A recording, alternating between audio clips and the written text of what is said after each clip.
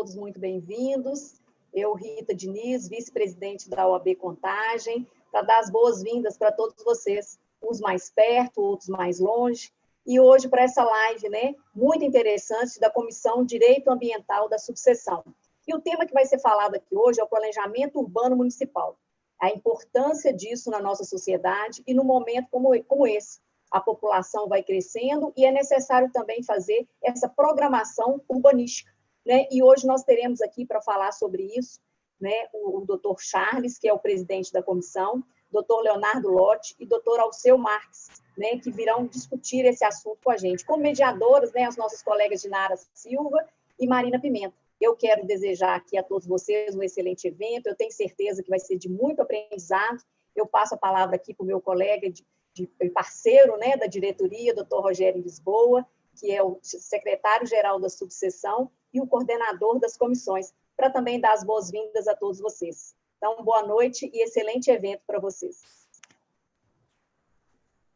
Muito obrigado, Rita, como sempre aqui nas nossas aberturas, e muito felizes, né, porque a gente consegue ver como que as nossas comissões têm apresentado eventos de tanta qualidade, e não é diferente no de hoje. Então, parabenizar desde já a doutora Dinara, a doutora Marina Pimenta, da Comissão de Direito Urbanístico, doutor Charles, presidente da Comissão de Direito Ambiental, que tem já buscado a apresentação desses eventos há muito e que poderia ter sido de forma presencial, e agora com a nova modalidade, fazendo de forma virtual, e tenho certeza que o alcance será muito maior. Uma discussão muito atual, uma discussão necessária, e que tenho certeza que nós vamos sair daqui muito melhores que quando nós chegamos.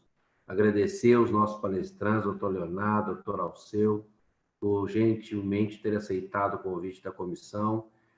Na OAB Contagem, nós temos tentado sempre dar a oportunidade para que as comissões venham apresentar os seus eventos, e nós temos tido eventos de extrema qualidade, discussões muito, muito importantes, que têm feito a diferença no dia a dia da advocacia. E hoje não será diferente. Parabéns a vocês, muito obrigado por fazerem parte da OAB Contagem, por aceitarem o desafio e por trabalharem junto conosco nesse projeto com as nossas comissões. Desejo a vocês muito sucesso, tenho certeza que será. E estaremos, eu e a Rita, assistindo lá do YouTube, como sempre, prestigiando os nossos eventos. Um abraço, passo a palavra para a Dinara, para que você possa dar início aos trabalhos, doutora Dinara. Boa noite a todos, agradeço as palavras iniciais da doutora Rita, doutor Rogério, muito obrigada pela receptividade de sempre, pelo acolhimento, profissionalismo, né? Para a gente também é uma satisfação muito grande fazer parte da subseção de Contagem, né? Eu vim de outra cidade e fiz a minha inscrição aqui na subseção e sempre me senti muito acolhida por todos. Para nós é uma satisfação muito grande estar aqui realizando esse evento hoje. Quero agradecer a todos que estão nos acompanhando também. Nós já fizemos outros eventos, né, em parceria com a Comissão de Direito Ambiental, outros eventos de forma presencial. O ano passado nós fizemos um grupo de estudos que foi bem bacana, né? Nós contamos com a participação aí de advogados de Contagem, de outras cidades também, de outros profissionais de outros órgãos, prefeitura, enfim, foi um projeto assim multidisciplinar e foi bem bacana. Esse ano, infelizmente, a gente não conseguiu, né, fazer nada presencial, mas de certa forma a gente ganha também com esse evento virtual, porque, como o doutor Rogério bem disse anteriormente, nós conseguimos atingir um público maior, né? Nós normalmente fazemos esse evento em conjunto com a Comissão de Direito Ambiental, porque são temas interligados, né? O planejamento urbano, ele passa pela questão ambiental, né? A questão da gestão territorial de um município. Aqui em Contagem, a gente tem participado também, atuando como consultoras de algumas questões, auxiliando os órgãos públicos, então a gente sempre faz esses eventos de forma conjunta, né? Nós, graças a Deus, contamos sempre com brilhantes profissionais nos nossos eventos, hoje não foi diferente. Quero, né, agradecer a participação, o aceite do convite pelo doutor Leonardo, doutor Alceu, né, nós, enquanto comissão, temos essa obrigação, né, esse dever de compartilhar o nosso conhecimento, e o objetivo dessa live de hoje é exatamente esse, né? Nós estamos aí vivendo um momento delicado, né? Na advocacia não é diferente, e nós sabemos que os advogados têm procurado outras frentes de atuação. Normalmente, não existem muitos profissionais ainda, né, nessa área de direito ambiental, direito urbanístico, então existe um espaço muito grande para novos profissionais. Então, com o evento de hoje, a gente pretende dar um pouquinho da visão geral do que é advogar nessas áreas, né? O doutor Leonardo vai falar essa parte. E nós contamos aí com a participação também do doutor Charles, que vai falar um pouquinho sobre o direito urbanístico e a sua importância na gestão de territórios. E nós vamos iniciar a fala com o doutor Alceu, mas eu gostaria de passar aqui a palavra para o doutor Charles, a princípio, que é o presidente da Comissão de Direito Ambiental, para que ele faça as suas ponderações antes de passar a palavra para o doutor Alceu. Muito obrigada a todos, sejam bem-vindos e boa noite. Bom evento para nós. Gostaria de agradecer as palavras da doutora Dinara, da doutora Rita, do doutor Rogério. É com muita honra que a gente está aqui na Comissão de Direito Ambiental, subseção Contagem. A gente sabe do papel que o advogado, principalmente na área ambiental, tem hoje. A área ambiental vem ganhando, despontando, ganhando mais visibilidade justamente com a alteração do nosso habitat natural e aí com as necessidades de se adaptar à nossa logística urbana, aquilo que a gente vai construir de futuro. Então, e a gente que lida todo dia na área, no direito ambiental, cada dia é um aprendizado. A gente tem como meta, como objetivo, é sempre estar aprendendo, porque é um direito muito mutável. A cada dia uma nova resolução, uma nova instrução normativa, tudo é muito novo. O que você sabe hoje, amanhã já é passado. Mas para isso, a gente precisa de técnicos com um gabarito muito elevado para trazer esse conhecimento. E a gente conseguiu, na live de hoje, contar com a presença, para mim, uma das pessoas mais ilustres no quesito de direito ambiental no cenário nacional, que é o doutor Alceu. O doutor Alceu é um amigo de longa data. Ultimamente, a gente está cada dia mais próximo, principalmente agora que ele aposentou e veio para o nosso lado, o lado bom da advocacia. Então, para mim é um prazer compartilhar mais um evento ao lado do doutor Alceu, que muito me ensina e engrandece a advocacia, agora que ele está do nosso lado, mas já engrandecia quando estava coordenando o Ministério Público do outro lado, um dos fundadores do Centro Operacional do Ministério Público para a área ambiental e a área de habitação, a área urbanística. Então, é uma das pessoas mais importantes no estado de Minas Gerais, estado do Brasil, nessas duas áreas. Então, nada mais louvável que a gente agradecer aqui a presença, a disponibilidade de tempo do doutor Alceu, que estava em reunião em Contagem e agora participando, inclusive eu estava com ele correndo até chegar no escritório, correndo mesmo para dar tempo. Agradecer também ao doutor Leonardo Lotti, que também se disponibilizou em tempo, dando um pouco da sua experiência. A gente aqui, como que é advogar, a gente está em consultorias, né, doutor Leonardo, de um lado e de outro, sabendo o lado do cliente, o lado do balcão. Eu já tive dos dois lados, do lado de lá, na época do IEF, do outro lado do balcão, agora do lado da consultoria, e também como empreendedor. Então, a gente sabe muito bem o que é trabalhar direito urbanístico e ambiental no cenário de Minas, e tem um ditado que quem faz alguma coisa em Minas, quem licencia em Minas, licencia em qualquer lugar do Brasil, dada ao grau de acurácia, de perfeição e de aperfeiçoamento do nosso sistema mineiro. E uma das pessoas que ajudou nesse arcabouço foi o próprio doutor Alceu, que inclusive também foi secretário de Meio Ambiente. Então, a gente vai inverter um pouquinho as palestras, as exposições. É uma honra passar a palavra agora do doutor Alceu, que vai expor agora um pouquinho da experiência dele, esteve dos dois lados, né, tanto do direito ambiental quanto do direito urbanístico, e ele vai falar um pouquinho dessa interface do direito ambiental com o direito urbanístico. Logo após a fala do doutor Alceu, a gente vai falar um pouquinho do direito urbanístico e a importância dele no planejamento territorial. Então, eu passo a palavra agora ao nosso palestrante, doutor Alceu, que vai aí nos abrilhantar com um pouco da sua experiência na coordenação do próprio Ministério Público e também como secretário de Meio Ambiente. Eu acho que é a melhor pessoa para abrir esse nosso evento. Tá? Eu agradeço a todos. Agora a gente sai agora do foco, vamos desligar os áudios e os vídeos, e o doutor Alceu agora vai ter a palavra e vai ter a autonomia da palestra. Um grande abraço a todos. Bem, boa noite a todos, né? Agradecer a subseção da OAB de Contagem pelo convite, pela gentileza do convite, e agradecer de maneira muito especial as palavras do Charles. Eu sei que isso se deve muito mais à amizade, né, à gentileza dele, do que efetivamente aos meus méritos. Na verdade, a gente tem um trabalho na área ambiental já há alguns anos e está sempre aprendendo. A verdade é que nós estamos sempre procurando melhorar, procurando atualizar, e longe de ser qualquer autoridade no assunto. Eu queria externar também um abraço ao doutor Flávio Lotti, à doutora Dinara, à doutora Marina Pimenta, ao Rogério, doutor Rogério, e de uma maneira muito especial à doutora Rita Diniz, né?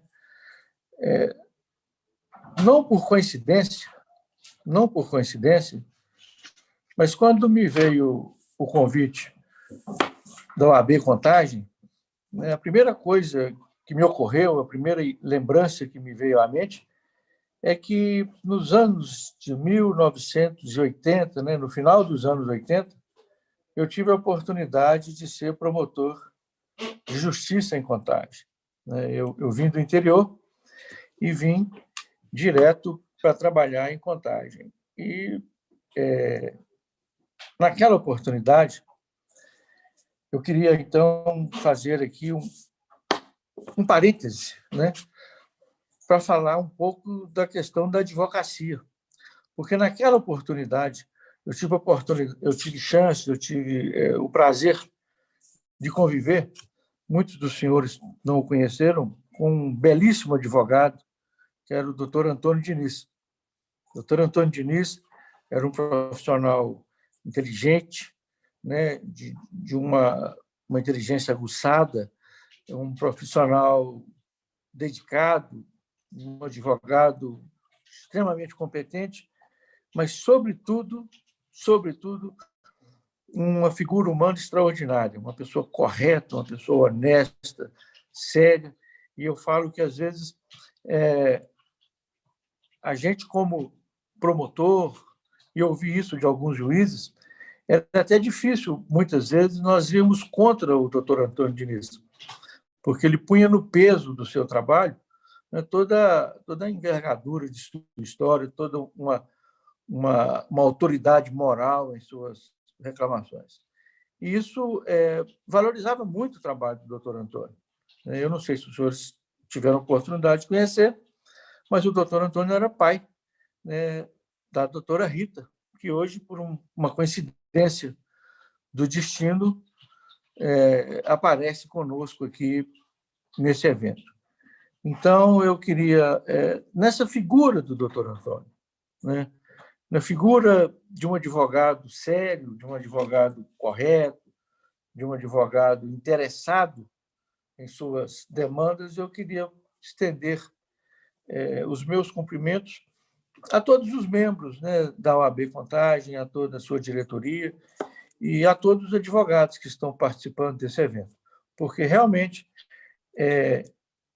não há, eu costumo dizer isso, na questão ambiental, não há muita diferença, embora a visão seja outra, mas não há muita diferença no trabalho do advogado e no trabalho dos membros do Ministério Público, por exemplo. São, evidentemente, vetores com direções distintas, mas com sentidos distintos, perdão, mas com a mesma direção, que é a direção do resultado comum, de um resultado melhor da questão ambiental, mais bem resolvida. Então, esse exemplo, né, do doutor Antônio, de uma outra época, eu acho que viria muito bem a calhar nesse momento, em que todos nós, sem exceção, independente de lados, independente de trajetórias, estamos procurando o melhor resultado, e o melhor resultado em questão ambiental, ele não pode ser observado, ele não pode ser analisado sob a ótica do direito privado. Ele tem de ser examinado, tem de ser observado sob a ótica da coletividade, sob a ótica do público, sob a ótica do bem comum. Então, com essas palavras, eu cumprimento todos os participantes desse evento, de uma maneira muito especial, todos os advogados. E também, não por coincidência, eu gostaria apenas de fazer uma introdução ao tema, e hoje eu me recordei, vindo para esse evento, de uma conversa que eu tive com um amigo, né? É uma pessoa extremamente qualificada, extremamente competente, mundialmente reconhecido por isso, e que não era brasileiro e que veio trabalhar no Brasil. Eu sou muito bairrista, né? Eu sou primeiro mineiro, eu gosto das nossas tradições, eu gosto das nossas culturas, depois brasileiro e, enfim, eu não sou daqueles que acham que tudo no Brasil não funciona e que em outros países funciona. Longe disso. Eu acho que nós temos uma cultura nossa, nós temos o nosso modo de pensar, o nosso modo de agir, ele não é melhor nem pior do que qualquer outro cidadão. Por isso, eu faço essa observação para ter tranquilidade para poder falar. Um comentário que me foi feito há uns anos atrás, há poucos anos atrás, por esse CEO de uma multinacional, em que ele dizia o seguinte, que ele tinha muita dificuldade para desenvolver alguns projetos aqui no Brasil, porque nós não tínhamos a cultura de planejamento. Nós, brasileiros, embora planejássemos, nós não tínhamos essa cultura. E isso, na visão dele, evidentemente, era um fator que fazia com que os nossos planejamentos, muitas vezes, não se verificassem em ações concretas na prática. Uma vez, ele me disse, e assim, assustado, né, para alguém que veio de fora, trabalhava na Inglaterra, com outros métodos, outras situações, e ele me disse que pediu um planejamento para um determinado projeto na empresa, e nesse planejamento, a mesma pessoa que fez o planejamento colocou uma possibilidade de fracasso no planejamento. Se isso não der certo, nós vamos fazer assim, assim. Então, ele dizia, olha, a mesma pessoa que planeja não pode contar com insucesso. Um planejamento,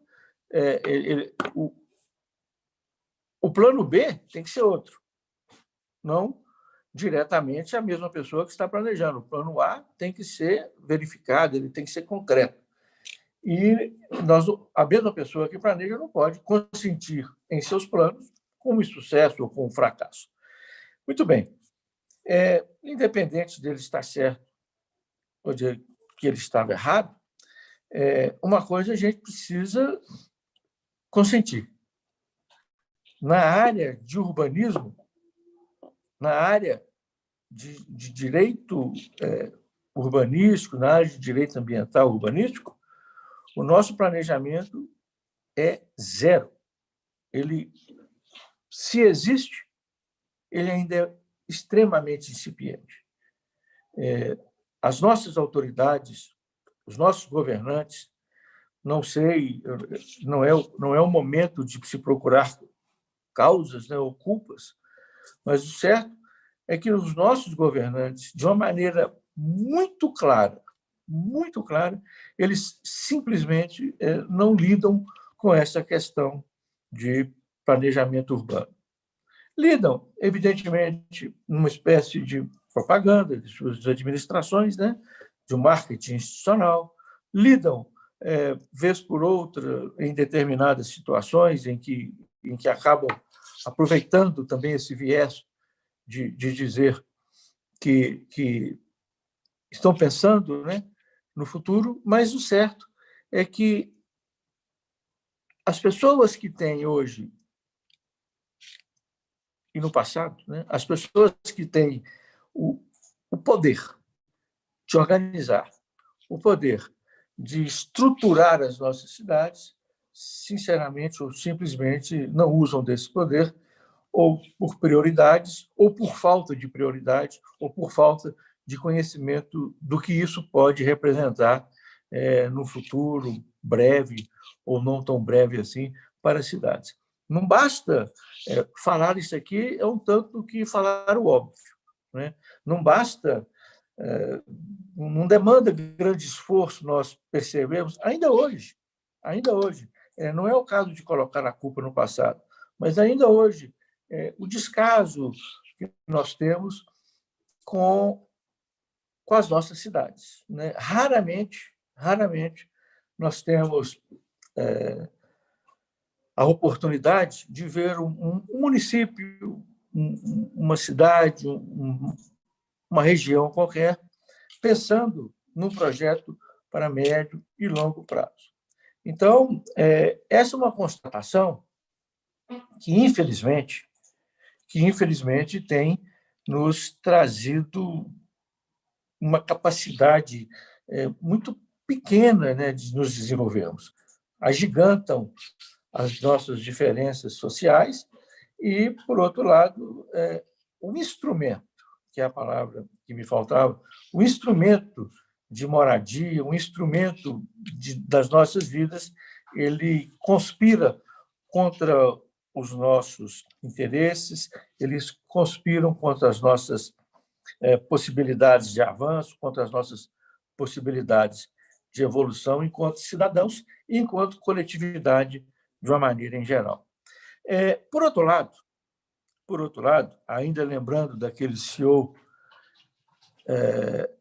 a que eu me referia, se nós não temos uma capacidade tão boa assim de planejar, se nós não temos a cultura do planejamento, nós temos a cultura, segundo ele, do improviso. Então, dizia ele, e ele tinha algumas fábricas por aí, que se ocorrer um problema em uma situação na Austrália, por exemplo, ele poderia desistir que esse problema não seria solucionado em pouco tempo.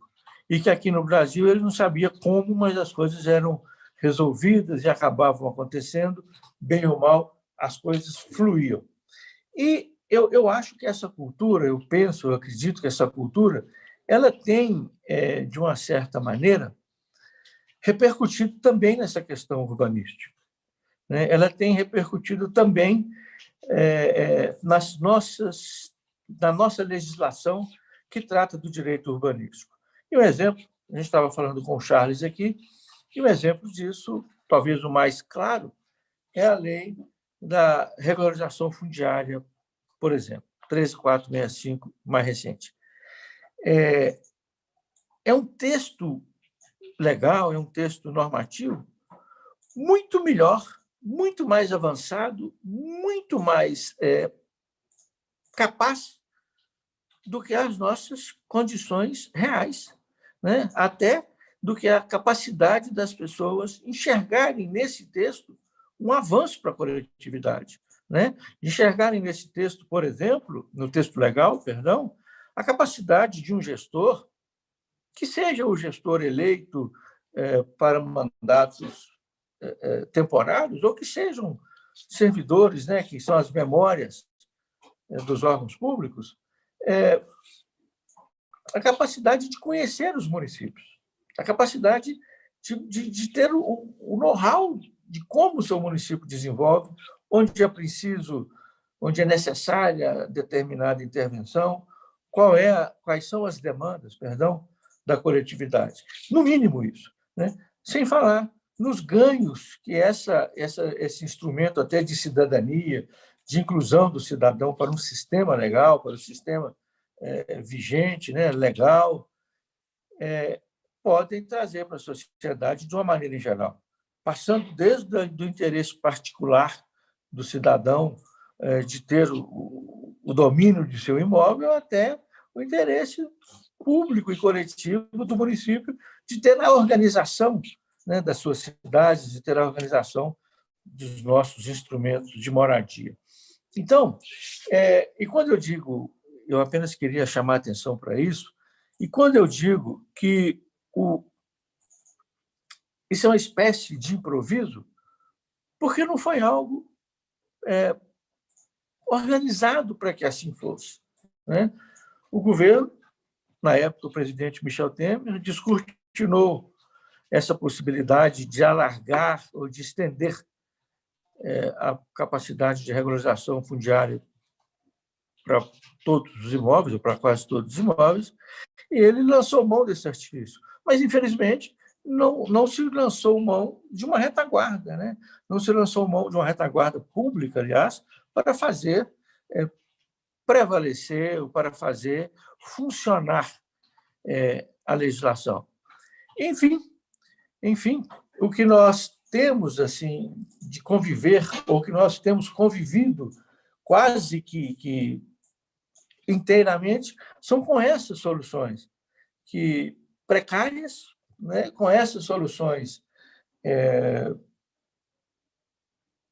não aplicáveis, perdão, pelos gestores públicos, por soluções desconhecidas e por soluções improvisadas, que elas eventualmente vão atender uma determinada parte, atender uma determinada situação, mas que cabe muito mais à sociedade cobrar o exercício dessas soluções, infelizmente, do que os órgãos públicos ou o poder público se preparar ou se adequar para oferecer essa solução para a sociedade. Então, são contextos, são situações que a gente, sobretudo agora no exercício da advocacia, que a gente precisa conviver com elas e tirar o melhor proveito delas, né? Se o fato é que nós somos maus planejadores, mas somos bons improvisadores, nós temos que nos agarrar e nos atrelar a essa cultura nossa e tentar fazer dela soluções melhores para os nossos problemas, que são gravíssimos, né? Que são gravíssimos. Nós temos hoje uma sociedade completamente digitalizada, completamente uma rapidez de comunicação absurda e com conceitos de moradias, com conceitos de trânsito, com conceitos urbanísticos ainda muito pouco aplicáveis, muito pouco usados para a nossa tranquilidade, para o nosso bem-estar comum, né? Eu aproveito também, se me permitem, nesse exemplo aqui, ou nesse evento da OAB, de trazer uma notícia de como isso anda lá no Ministério Público. Eu dizia que os vetores estão na mesma direção e talvez em sentido contrário. Mas o certo é que nem mesmo o Ministério Público tem, embora se estruturado, embora tenha se preparado e se organizado para isso, mas o certo é que nem mesmo o Ministério Público está conseguindo fiscalizar a aplicação dessas leis, exigir o cumprimento dessas leis. De qualquer maneira, né? Às vezes por questões ideológicas, às vezes por questões de natureza, enfim, prioritária também. Talvez pode ser que existem outros problemas, sobretudo em tempos de pandemia. A gente sabe que alguma situação que já é pré-existente e está acomodada, ela vai ficar postergada para uma análise posterior. Mas, sobretudo, quando falamos de regularização fundiária, numa visão mais ampla da situação, eu acredito que o Ministério Público, de uma maneira em geral, ele tem deixado de ter um papel aí mais preponderante, né, no sentido de fiscalizar e garantir a aplicação das leis, garantir a aplicação da legislação que se encontra vigente, que está atual, que está posta a serviço da coletividade e, infelizmente, não vem sendo aplicada. Então, nesse primeiro momento, Charles, né, e demais organizadores desse evento, eu queria aproveitar apenas para lançar uma dúvida, talvez, ou para lançar esse questionamento, né? Será? Nós não temos nenhum planejamento. Eu nem é dúvida, né? Belo Horizonte é uma cidade projetada, é o maior exemplo disso. É um projeto que já se encontra completamente superado e que hoje praticamente vai se tornando inviável dentro daquela área que foi programada há pouco mais de um século. Então, as minhas primeiras palavras, até me desculpando um pouquinho por ter me estendido, mas as minhas primeiras palavras são nesse sentido, de lamentar que nós, de uma maneira em geral, principalmente em nossas cidades aqui da região metropolitana, nós não podemos falar ainda em planejamento urbano. Talvez fosse melhor falar em improvisação urbana, em desafios momentâneos, soluções momentâneas, soluções, às vezes, de natureza até intempestivas, mas são soluções que não resolvem de uma maneira clara e de uma maneira perene os nossos problemas. Então, eu queria agradecer, primeiro, o convite, mas também a atenção de todos os que estão nos acompanhando e jogar apenas essa ideia, né, para que a gente possa conversar um pouco em torno disso durante o evento. Muito obrigado.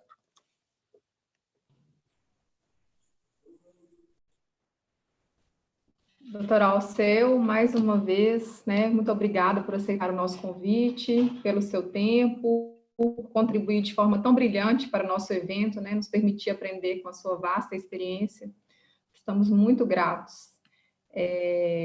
Gostaria também de agradecer a presença do doutor Estênio, que está nos acompanhando, ele também faz parte da nossa Comissão de Direito Urbanístico, e agora o doutor Charles, que é presidente da Comissão de Direito Ambiental, ele é advogado, especialista em direito ambiental, em direito urbanístico, imobiliário,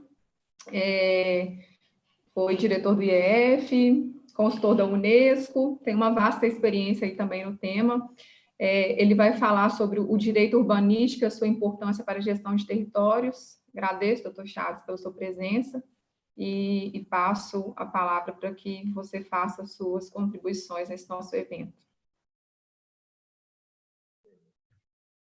Brilhantes as palavras do doutor Alceu, e a vantagem, eu gosto muito de palestrar com o doutor Alceu, porque ele sempre levanta a bola para a gente cortar. Então, o doutor Alceu apontou muito a questão do planejamento urbano do nosso contexto Brasil e, ao mesmo tempo, Minas Gerais, que é a nossa experiência, mas com as falhas, a ausência exatamente do planejamento.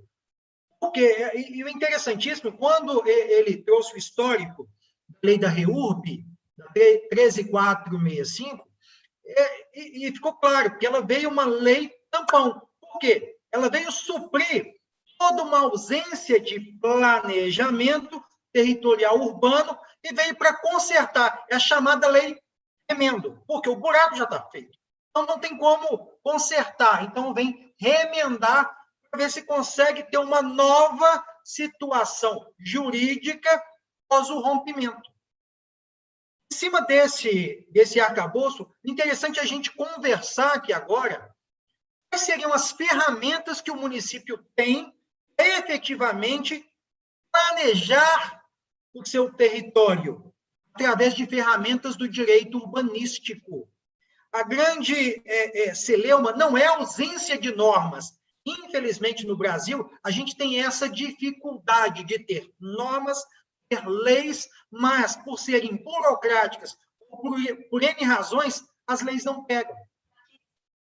Então, temos várias questões nesse sentido, várias. E o município consegue se planejar para o seu crescimento. Mas a que ponto? Ele planeja o crescimento a qual tempo?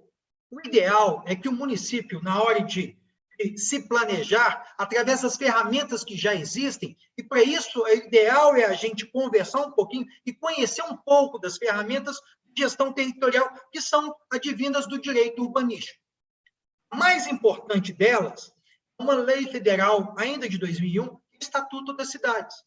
Ela veio regulamentar o artigo 182 e 183 da nossa Constituição, norteando como o município ia se planejar, dando, outorgando ao município ferramentas para essa gestão. E uma das grandes ferramentas foi justamente a utilização do plano diretor. O que é o plano diretor? É a maior e melhor ferramenta de gestão territorial que o chefe do executivo pode ter. Por quê? Porque ela traz todo o arcabouço jurídico, é a espinha dorsal do crescimento, do planejamento, da regulação urbana do município. Existe uma obrigatoriedade por lei de municípios acima de 10 mil habitantes, mas nada obsta municípios menores também ter. E todos os municípios, seja ele com 1.000 habitantes ou com 1 milhão de habitantes, tem que ter o seu plano diretor. O plano diretor nada mais é que um arcabouço jurídico que possui regras, discernimentos jurídicos para sustentabilidade ambiental e urbanística. Por que sustentabilidade? Porque eu tenho no plano diretor os eixos de crescimento e a delimitação física das áreas de atuação do município. O porquê disso? O município ele opera de forma urbanística sua mancha urbana. E onde que eu prevejo o meu zoneamento, a minha zona urbana?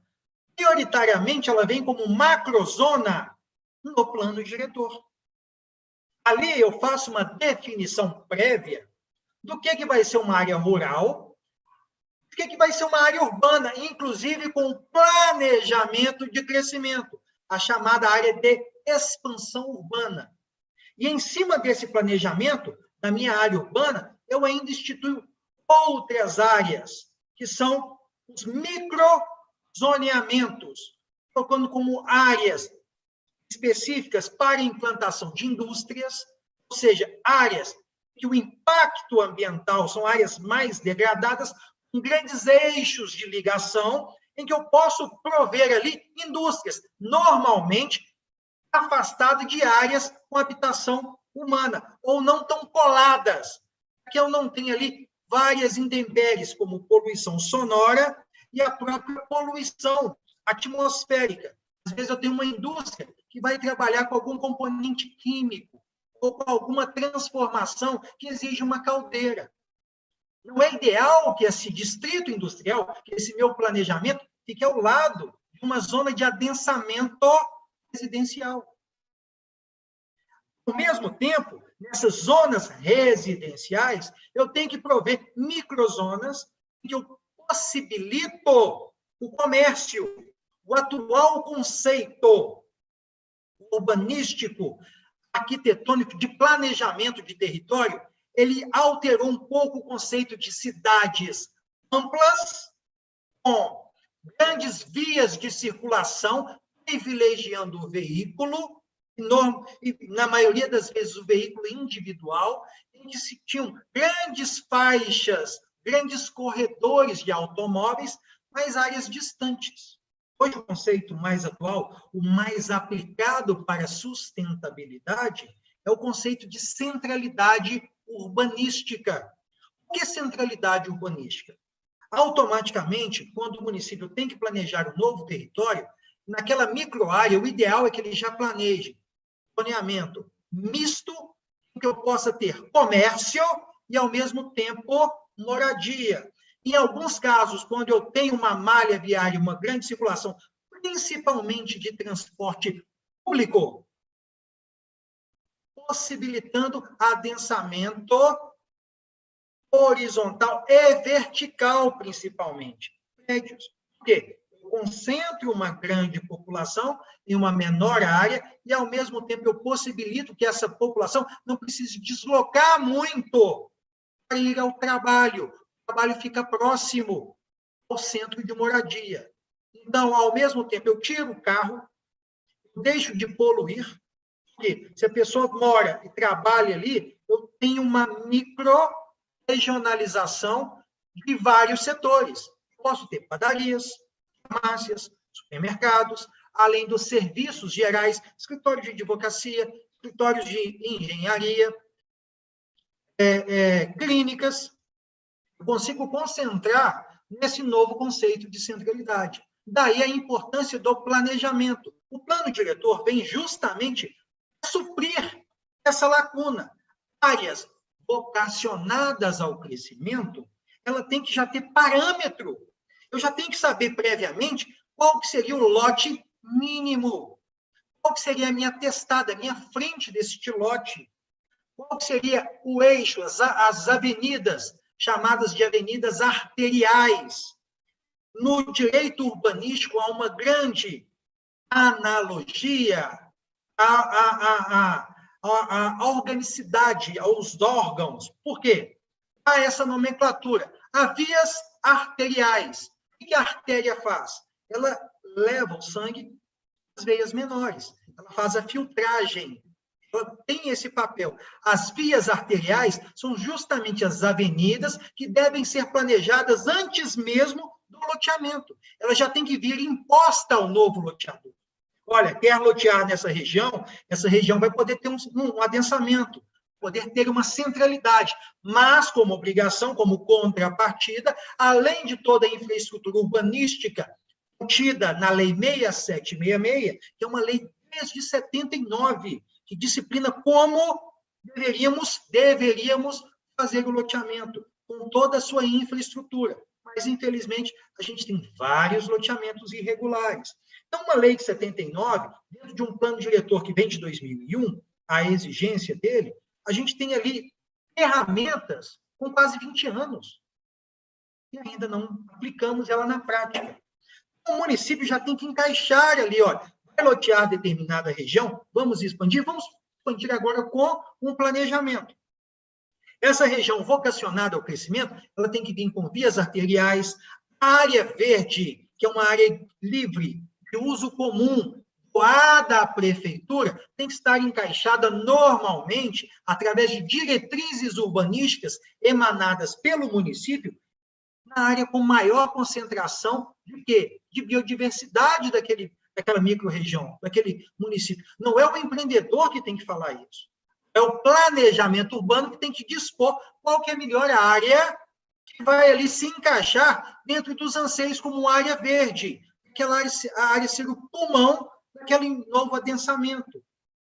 Mas o município tem que pensar além, tem que pensar como ligar essa nova centralidade à antiga. A área central do município, como disciplinar os novos prédios na área central.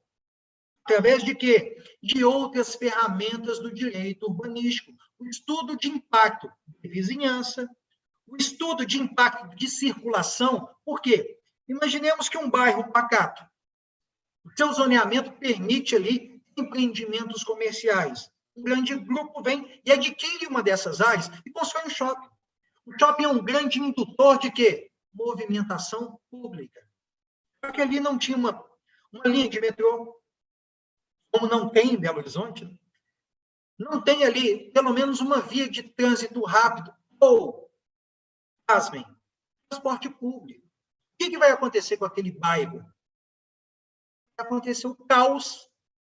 Por quê? A população que já morava não consegue deslocar e quem está de fora não consegue entrar. E quando entra, não consegue sair.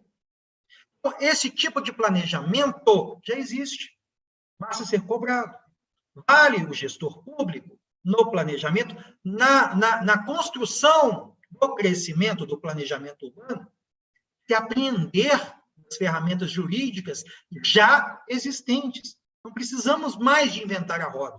Precisamos de apertar o parafuso para que a roda não saia, como vem acontecendo. Ferramentas, temos. Precisamos de utilizar as ferramentas do direito urbanístico na prática. O planejamento territorial, quando a gente utiliza as ferramentas do zoneamento, da lei de uso e ocupação de solo, que vem logo após o plano diretor, o plano macro, que é o conceito de desenvolvimento, são as macrodiretrizes. Logo após eu tenho a lei de uso e ocupação deste solo que eu planejei. Ali eu tenho outras ferramentas que vão disciplinar quantos andares determinados bairros que podem ser adensados vão ter. Aqui, no máximo, 3 pavimentos. Por quê? Se eu coloco grandes arranha-céus, vai acontecer igualzinho já acontece hoje na região do Vila da Serra. Tem saído do Vila da Serra às 5 horas da tarde e tem que chegar às 7 da manhã. Foi pensado grandes avenidas, grandes eixos para se locomover aquele adensamento que existe na região? Não. Por quê? Não se pensou nos municípios integrados. De um lado eu tenho Belo Horizonte, do outro lado Nova Lima. Belo Horizonte restringe no Belvedere o adensamento. A habitação ali é unifamiliar, uma casa por lote.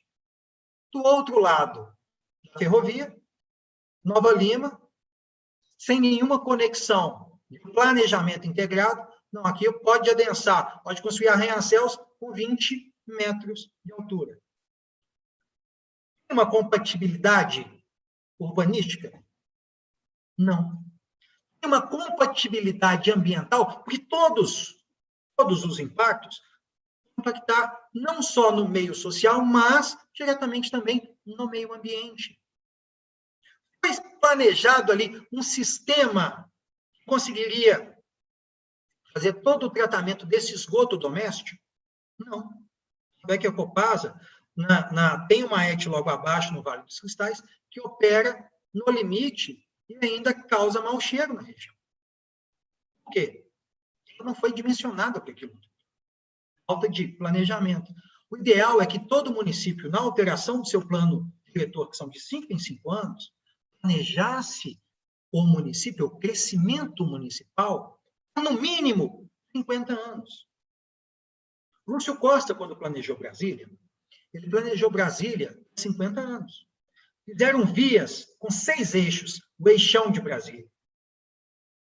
Hoje, quem vai a Brasília, a gente vai com uma certa frequência, tem congestionamento. E uma via que lá atrás chamaram o Lúcio Costa de doido. Isso é doido, nós vamos fazer uma avenida deste tamanho. Ele falou, eu não planejo Brasília para amanhã. Planejo Brasília para o futuro. Após 50 anos de Brasília, já veio o caos. Por quê? O planejamento não houve, após o planejamento de criação, o planejamento de autoajuste. Com o quê? Transporte público eficiente. Mesma coisa, o doutor Alceu deu o exemplo de Belo Horizonte. Uma cidade planejada. Lá atrás, que ainda tinha carroça. Afonso Pena tinha pontos para se estacionar o seu cavalo, sua charrete. Era larga, todo mundo falava. Hoje tenta andar na Afonso Pena 6, 7, 8, 9 da manhã, ou no período final da tarde. Não existe uma avenida de trânsito rápido. Essa avenida que seria arterial já não é mais suficiente. Eu não tenho um eixo de ligação ali de um transporte público de qualidade como o metrô subterrâneo. Falta de quê? Planejamento. Bom, para não alongar muito o tema, também tem que abrir espaço para os demais participantes, mas o que eu queria colocar aqui é que planejamento, leis, ferramentas do direito urbanístico existem. Falta do gestor público o conhecimento delas. Um outro tema que a gente pode abordar em uma outra reunião, que é o próprio licenciamento, que é integrar o planejamento do município com a autonomia de licenciamento ambiental. Já acontece isso desde a regulamentação da lei complementar através da DN 213. O Estado já regulamentou. O município, em vários casos, pode outorgar a competência de vários licenciamentos. Para isso, ele tem que se planejar.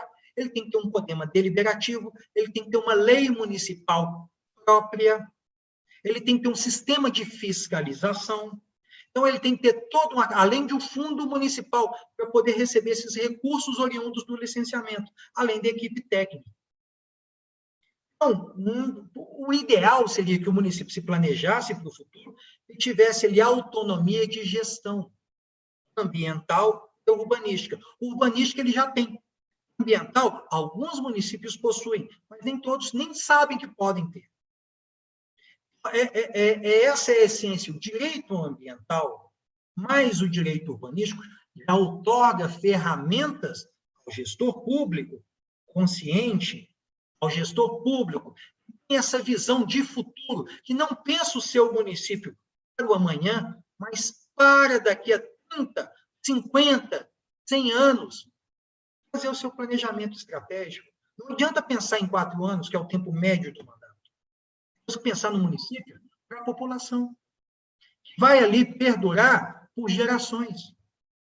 Esse é um pouquinho do que eu queria deixar para os demais advogados e as demais pessoas interessadas no tema de direito urbanístico, direito ambiental, que, mensagem, há ferramentas, há todo um arcabouço sistêmico para se planejar, falta conhecimento. Então, advogados que querem entrar na área, engenheiros ambientais, o Brasil está a se construir. Precisamos de todos vocês. Eu agradeço a todos aqui e vamos para o próximo palestrante. E logo ao final, a gente volta para tentar aí alguma dúvida, tentar debater um pouquinho esses temas. Um forte abraço e obrigado a todos. Obrigado, doutora Marina e doutora Nara. Eu gostaria de, inicialmente, né, agradecer aí as contribuições aí do doutor Alceu. O doutor Alceu, assim, que é um profissional que eu tenho profunda admiração, assim, pela sua brilhante trajetória e contribuição aí na área do direito ambiental, do direito urbanístico, além de ser uma pessoa muito amável, né, sempre muito acessível, muito gentil. Então, muito obrigada, doutor Alceu, por abrilhantar aí o nosso evento. Agradeço as contribuições do doutor Charles. Para mim, hoje, ele é uma das grandes referências, assim, como consultor e professor na área, tanto do direito ambiental como na área do direito urbanístico, né? O doutor Charles, que tem aí uma trajetória tanto profissional como advogado e também como professor universitário, né? Já foi professor da Milton Campos, da FIAMIG, tanto nos cursos de graduação como de pós-graduação, autor também de livros aí na área da regularização fundiária, dentro dessas questões, e a grande contribuição, assim, da minha admiração por ele é essa capacidade de compreender a lei e pensar na atuação prática, assim, né? Nós costumamos brincar que ele é o advogado mais arquiteto e engenheiro que nós conhecemos. Então, eu agradeço aí as contribuições, agradeço, assim, especialmente ao AB Contagem, na pessoa da doutora Rita e do doutor Rogério, porque a AB Contagem ela tem proporcionado uma série de eventos assim, que efetivamente contribuem com a formação do advogado, e não só do advogado, né? Hoje nós estamos aí muito felizes porque a gente está contando aí com a participação de outros profissionais na área de formação, como arquitetos, engenheiros, né, porque essa discussão é uma discussão muito inter e multidisciplinar, então a gente fica muito feliz aí de ter outros colegas adentrando, né, participando dos eventos da OAB, porque a OAB é sempre muito aberta, muito receptiva, né, então sejam bem-vindos aí, que possam estar participando também dos outros eventos. E agora nós vamos entrar, né, na nossa terceira rodada hoje de discussão, e estamos recebendo um convidado muito especial, que é o Dr. Leonardo Lotti, assim. O Dr. Leonardo, eu o conheci há algum tempo, assim, né? Nós estávamos realizando um trabalho aí na região da Vale do Aço, numa prefeitura, eu acabei tendo o privilégio de conhecê-lo, e desde então nós estamos estreitando os laços, assim, e é uma pessoa que eu admiro muito a trajetória dele, assim, porque é tão difícil, né? Eu costumo brincar que é muito difícil a gente achar uma pessoa que tem uma formação, trajetória, experiência nessa área do direito urbanístico. Então, para mim, assim, quando a gente estava conversando, pensando no evento, nós pensamos no nome dele porque hoje ele é uma grande referência nessa área do direito urbanístico, né? Queria dar os parabéns para ele também, porque ele é recém-mestrando aí, né? Ele acabou de ser aprovado na segunda-feira com mestrado na UFMG, inclusive vai fazer o mestrado na área da arquitetura, né? Que é um mestrado interdisciplinar. Então, eu agradeço aí pela sua presença, por ter gentilmente aceitado aí o nosso convite, e o tema que ele vai abordar é o Costurando Redes, né, que é a atuação do advogado, ou seja, como que o advogado ele desenvolve esse trabalho inter e multidisciplinar. Então, ele vai falar um pouquinho pensando na atuação do advogado com esses outros profissionais dessas outras áreas do conhecimento. Então, doutor Leonardo Cid, seja muito bem-vindo. E só um detalhe importante, eu peço a todos que façam as suas perguntas lá no nosso chat, né, no chat aí no YouTube, que ao final nós vamos ter aí uma discussão, né, uma roda de conversa com os palestrantes a respeito dessas temáticas. Então, seja bem-vindo aí, doutor Leonardo, e sinta-se à vontade. Um minuto. Bom, primeiramente agradeço as palavras muito generosas da doutora Marina. Queria parabenizar os palestrantes, porque as falas foram muito boas. Eu fiquei aqui anotando os temas que foram levantados sobre a problematização que o doutor Alceu trouxe sobre a cultura institucional brasileira, que, segundo uma pessoa falou, é mais de improviso do que de planejamento, a dificuldade do poder público de lidar com o planejamento. O Dr. Charles também trouxe vários temas, como a Lei 13.465, que veio para remendar a falta da ordenação urbana, que já está prevista desde o final da década de 70, pela Lei 6766. Ele falou sobre o plano diretor, que é o instrumento de planejamento principal que nós temos para ordenar as cidades, para ordenar o território do município. Falou do caso do Vila da Serra, que foi um caso de ocupação urbana, em que pese não aparente ser desordenado, mas ele se deu à margem de uma consideração sobre a infraestrutura, se suportaria ou não aquela quantidade de prédios enormes que tem por ali. Falou do caso de Brasília, que foi projetada para 50 anos à frente e que 50 anos depois apresenta problemas por falta da atualização desse planejamento. Falou das ferramentas que de fato existem e, voltando na questão que o doutor Alceu tinha levantado, o que falta é a cultura institucional para que primeiro, se produza o planejamento, para que se planeje de fato e para que se aplique o planejamento no território e no cotidiano dos municípios, né? O Dr. Charles também entrou em alguns aspectos internos do plano diretor, dos conteúdos que o plano diretor apresenta, como a mancha urbana, a separação do que é área rural, do que é área urbana, as áreas que são para expansão urbana, que é para a cidade crescer, as zonas urbanas que definem parâmetros específicos para cada parte da cidade, áreas que são mais vocacionadas a receber edifícios altos, áreas vocacionadas à indústria, as áreas especiais de proteção de patrimônio cultural, proteção ambiental.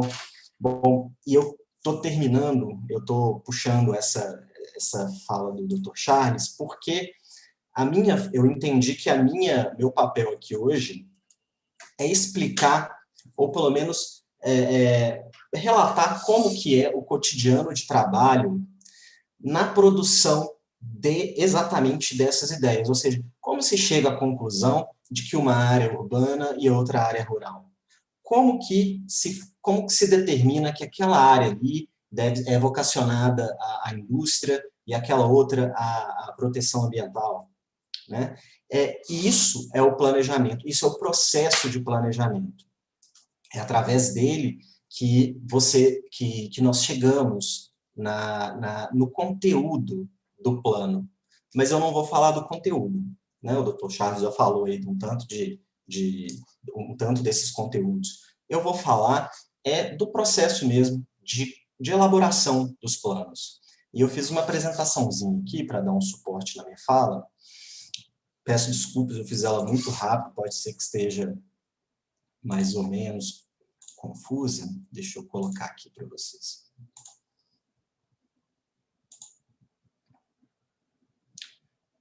Vocês estão...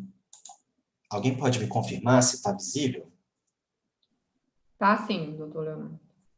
Tá. Então tá. Qual que é o trabalho do advogado numa equipe multidisciplinar?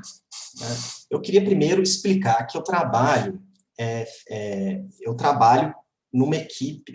com uma equipe multidisciplinar, tá? Eu trabalho de duas formas. Eu integro uma equipe permanente numa empresa e também dou consultorias específicas para outras empresas, ou, enfim, para demandas específicas, né? Mas o meu trabalho, na maior parte do tempo, ele é, de fato, numa equipe multidisciplinar, onde eu preciso estar conectado, como a doutora Marina falou, né? Eu tenho que criar as redes, eu tenho que eu tenho que participar da rede, entender todo o conhecimento que circula ali e saber falar a linguagem de todos aqueles demais profissionais que estão trabalhando comigo.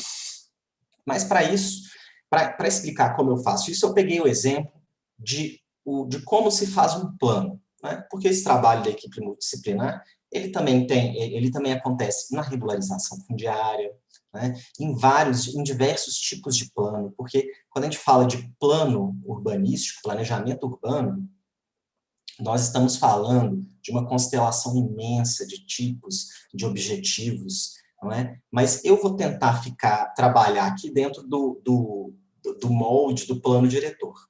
Tá? Porque o plano diretor, como o próprio nome dele sugere, ele é que direciona os demais instrumentos do planejamento. Os planos setoriais, como os planos de habitação, os planos de regularização fundiária, planos de preservação de patrimônio, planos de redução de risco, todos eles estão subordinados às diretrizes do plano diretor, né?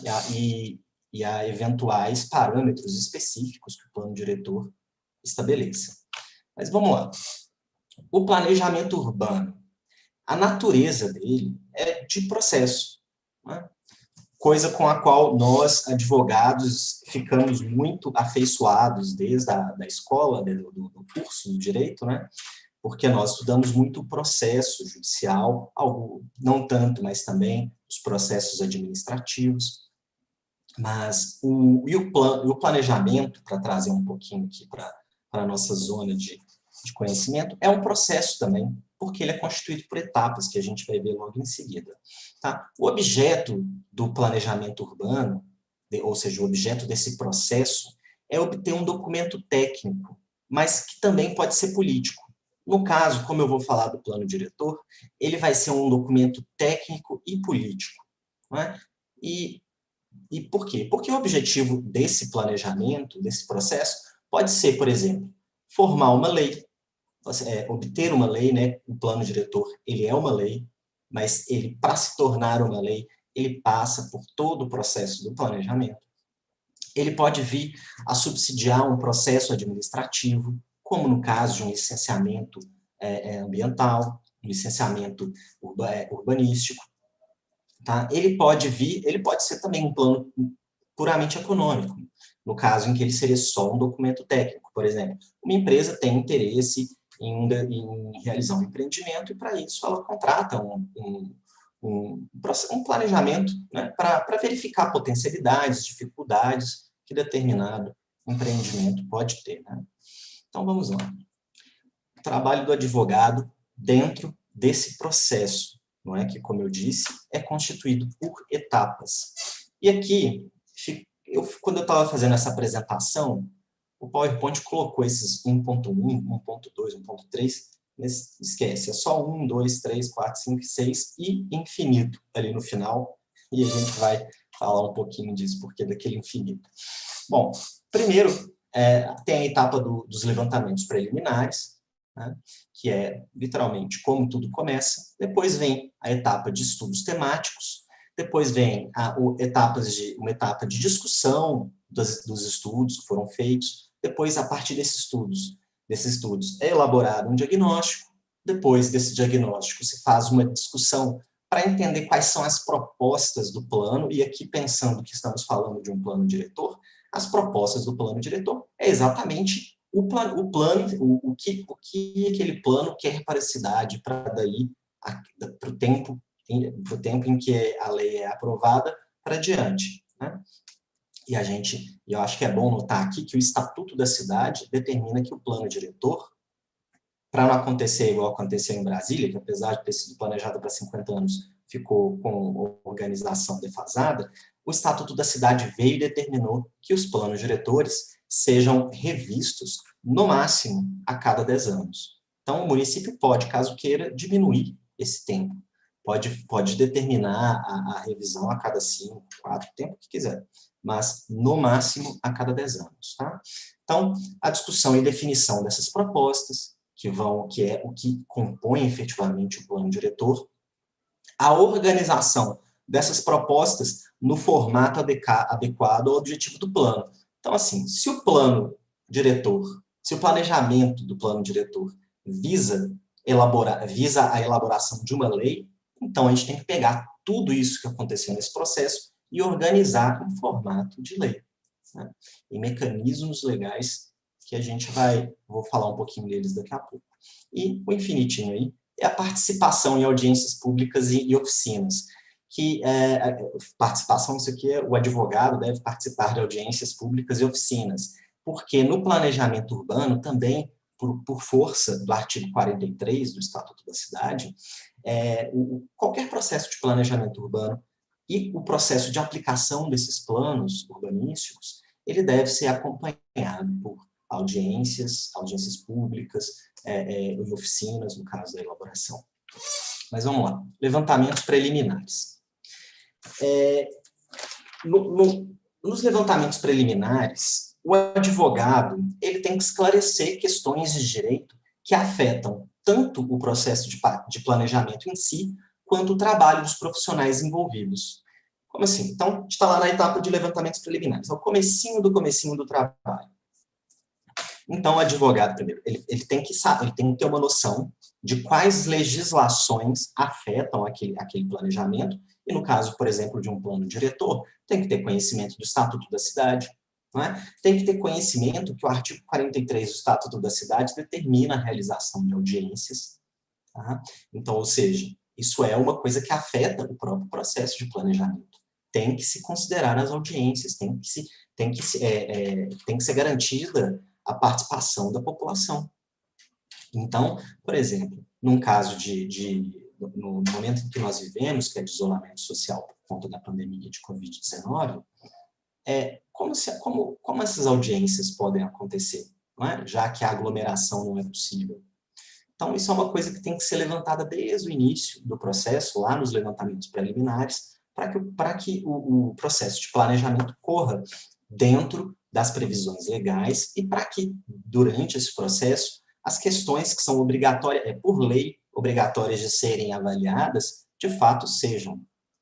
Então, para um profissional, por exemplo, da área da geologia, e eu vou falar daqui a pouquinho da multidisciplinariedade do planejamento, um profissional, um geólogo, que vai participar dessa equipe, ele precisa ser, normalmente já sabe, mas é sempre bom reforçar que ele tem alguns aspectos que ele tem por questão, por imposição legal, a obrigação de verificar, como, por exemplo, a existência de áreas de risco no território do município. Então, esses esclarecimentos iniciais, eles são parte do trabalho, fazem parte do trabalho do advogado, numa equipe multidisciplinar de planejamento. Bom, depois que se fazem esses primeiros levantamentos preliminares, aquela equipe toda que está participando da elaboração do plano diretor vai começar a realizar um tanto de estudos temáticos são relacionados ao objeto do plano. No caso, como a gente está imaginando que é um plano diretor, quais são os estudos temáticos? Zoneamento, habitação, trânsito, pode incorporar questões de trânsito, né? Existem também planos específicos para a mobilidade, mas o plano diretor pode e deve, preferencialmente, dar alguma orientação sobre a questão de mobilidade e trânsito no município, a questões de risco, desenvolvimento econômico, preservação de patrimônio, identificação de áreas de interesse, identificação de patrimônio cultural, tanto material quanto imaterial. Tudo isso são temas que podem ser abordados num plano diretor. Cada município vai trabalhar com as prioridades que entende, que preferir, né? Assim, tem município que prefere não abordar questões de patrimônio cultural em plano diretor. Não é vedado pela lei que a administração pública selecione esses temas para serem incluídos no plano diretor. Em que pese, quanto mais temas, melhor a qualidade do plano diretor.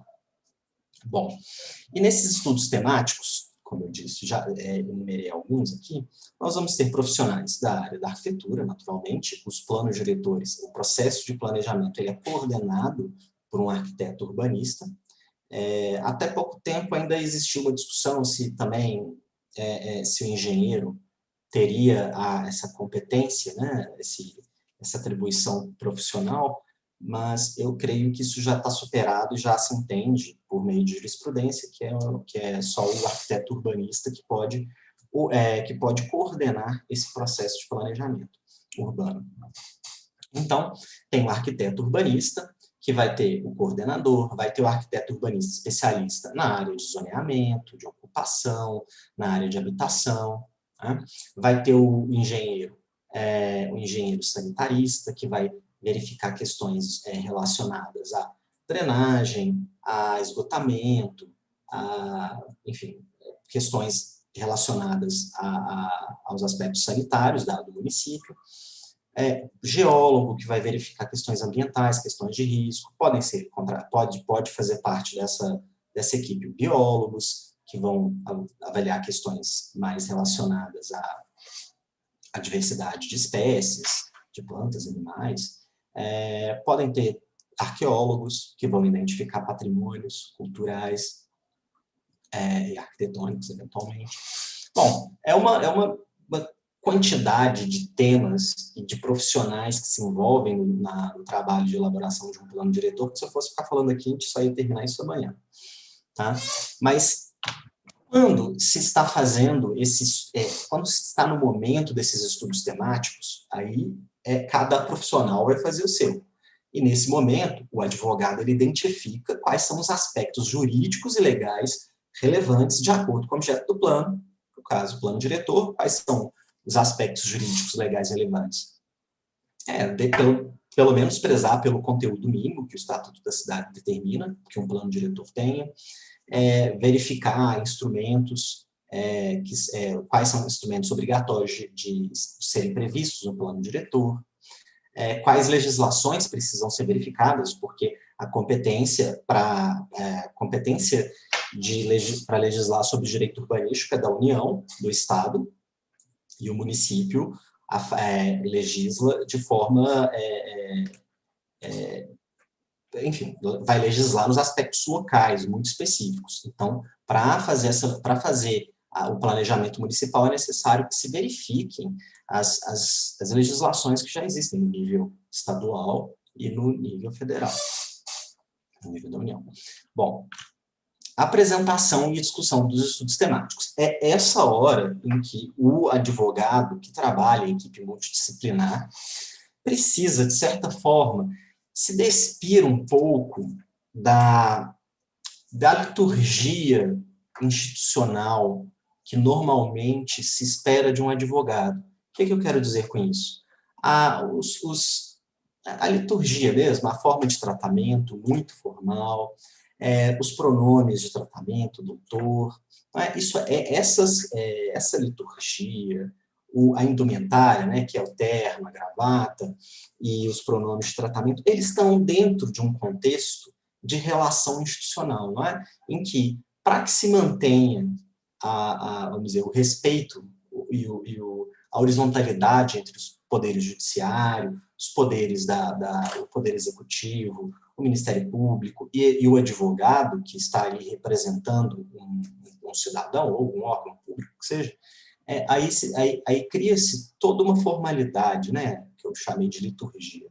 Quando a gente está numa discussão com um tanto de profissionais diferentes, que falam cada um uma linguagem diferente, com modismos diferentes, com um linguajar técnico específico, é esperado que o advogado que esteja ali, primeiro, seja um pouco afeiçoado a cada um daqueles temas, porque, por exemplo, o geólogo vai falar a língua da geologia.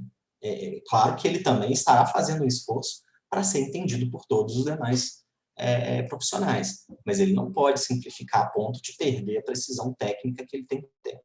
Não é? Então, o advogado precisa conhecer alguns termos técnicos do geólogo, do engenheiro sanitarista, do arquiteto urbanista,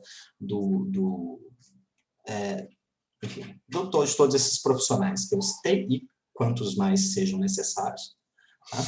E, para isso, a gente tem que se despir desse formalismo que normalmente se espera do advogado. Então, a linguagem tem que ser simplificada, a própria a indumentária, assim, não é nem interessante você aparecer de terno, porque de certa forma, intimida um pouco. Não é a linguagem muito rebuscada de uma pessoa vestida num terno, muito, muito retinho, muito certinho, isso de certa forma intimida, e não é esse o objetivo. Né? O advogado ele não pode intimidar ninguém, ele tem que se misturar, ele tem que fazer a rede, né? Tem que participar da rede.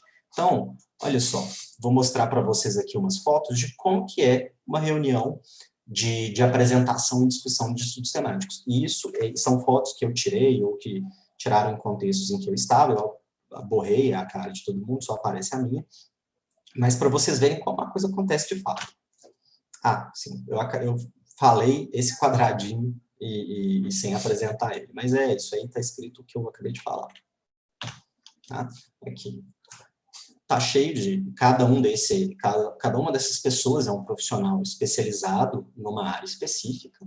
Tem um mapa ali à direita que vocês podem ver e no centro da parede tem o tema que se está debatendo nesse contexto, que são as polarizações e relações intermunicipais. Né?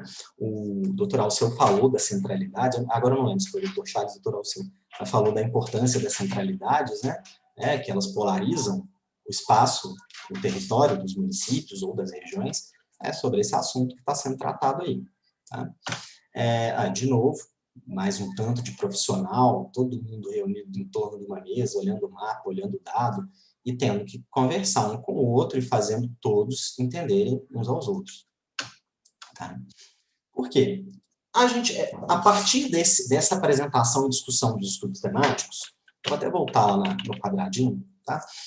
Então, assim, o advogado vai apresentar os estudos jurídicos, estudados em linguagem compreensível aos demais profissionais, como eu falei, e tem que compreender a exposição dos outros profissionais. A partir dessas apresentações, o advogado deve discutir com todos esses profissionais como o direito se articula com essas áreas específicas. Tá? É necessário que o advogado identifique dentro da fala desses profissionais onde é a interface daquilo com o direito, com o que está prescrito em lei, com o que é do direito mesmo, da lógica do direito, da lógica jurídica, tá? Para que, posteriormente a isso, se faça o diagnóstico, né? Que é identificar, que no caso do advogado, ele vai identificar aquilo que tem relevância jurídica dentre todos os temas estudados e discutidos. Né? A gente vai problematizar. O diagnóstico é uma problematização, não no sentido de só enxergar problema, né? Mas também enxergar potencialidade.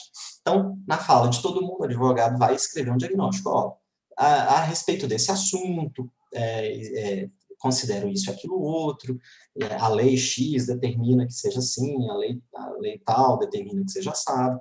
É isso que vem no diagnóstico de um processo de planejamento.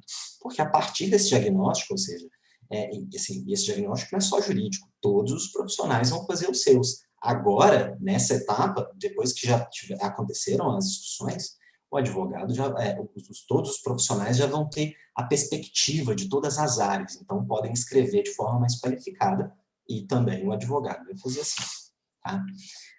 Depois vem a discussão e definição das propostas. Como eu falei, o que é o plano diretor? Quem que definiu a zona urbana? Quem que definiu a zona industrial? Por que aquela área ali é de proteção ambiental? Né? É daqui que sai, é da definição das propostas. Aqueles profissionais todos, organizados pelo urbanista que coordena o processo, vão discutir, vão apresentar e discutir propostas, né, que de fato vão integrar, vão fazer o plano diretor. Tá? Só ver se aqui tem foto.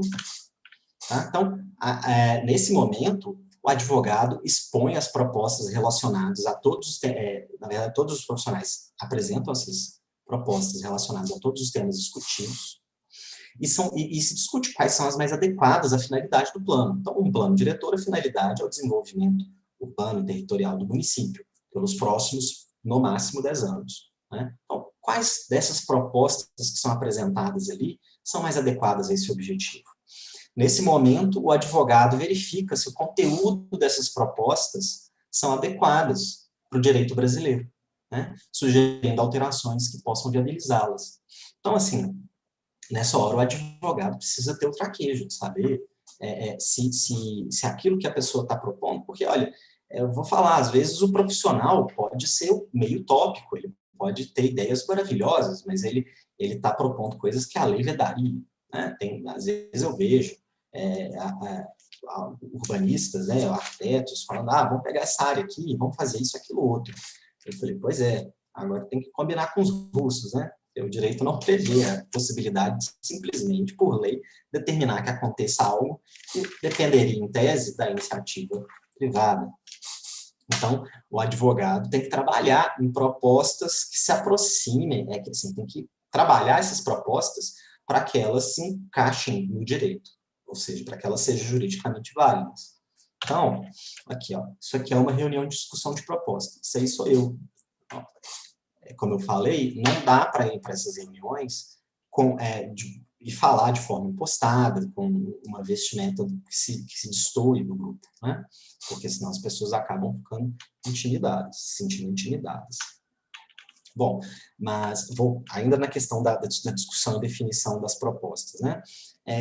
Aqui é a parte em que o advogado mais tem que ter traquejo, porque transformar ideias em mecanismos jurídicos exige, às vezes, até uma postura de negociação com o restante da equipe, né? E a gente vai ver também que exige uma postura de negociação com a participação da população que vai acontecer na conversa com os gestores públicos, tá? E a gente vai ver aqui, Então, na hora de escrever a lei mesmo. Quando o plano visa a elaboração de um projeto de lei, como é o caso do plano diretor, o advogado tem a função de traduzir as propostas em mecanismos legais, claros e congruentes, e coerentes, que garantam a sua validade no mundo jurídico. Eu falei, e aqui está um exemplo. Olha só, uma coisa que é bastante comum, a gente vê em processos de planejamento de plano diretor. Proposta: aumentar a quantidade de jardins voltados para as vias públicas a fim de melhorar a ambiência do espaço urbano e a segurança pública. Por quê? Porque jardim voltado para a rua é bom, melhora o ambiente da rua, é melhor do que você andar numa rua só feita de muros. Né? Além do que, quando as pessoas estão olhando a rua, ou seja, quando não tem um muro entre a janela da casa das pessoas e a rua, via de regra, a criminalidade cai, porque a criminalidade costuma acontecer quando ninguém está olhando. Tá? Aí, beleza, como é que transforma isso, essa ideia, que é ótima, num mecanismo jurídico? Você pode criar um incentivo tributário para quem adota essa postura urbanística, ou seja, elimina muros, faz jardins na parte frontal da casa, ou pode até proibir muros. E aí, para proibir muros, é mais delicado, né? É uma intromissão maior na propriedade privada. Isso tudo tem que ser considerado pelo advogado que está trabalhando ali naquela equipe. Tá? E na apresentação, o advogado, ao ponderar as vantagens e as desvantagens de um mecanismo ou de outro mecanismo, também tem que, não é só na equipe multidisciplinar, também tem que explicar para os gestores públicos que cada gestor público de cada área da prefeitura tem uma cultura específica de administração pública, né? Tá ali todo atrelado a leis, né? Porque a atividade do poder público é uma atividade que precisa de previsão legal, então eles têm receios de determinadas propostas que entendem que podem, que eles não vão ter nem condições, ou seja, não terão condições institucionais de implementá-las. Isso é uma coisa que o advogado precisa identificar também. Tá? Bom, e por fim, eu coloquei infinito, participação em audiências públicas e oficinas, porque isso aqui que eu apresentei até agora é de fato uma ordem, é uma metodologia comum. Pode ser alterada, mas recomenda-se essa metodologia, né? De uma maneira geral, utiliza-se essa metodologia dos levantamentos preliminares, estudos, diagnóstico, propostas, conversão em lei. E durante todo esse processo, quando estamos falando de plano diretor, é necessário garantir, é necessário que o advogado participe de audiências públicas e oficinas, onde vai ter contato com a população, tá? E a população, muitas vezes, é pessoas muito simples, tá? Com demandas muito simples também, demandas que são muito concretas, muito do cotidiano. Então, é necessário você saber como encaixar aquela demanda específica dentro daquele mundão do direito urbanístico, direito ambiental e do planejamento urbano. Tá? E também tem que saber falar com os gestores públicos, como eu falei anteriormente. Tá?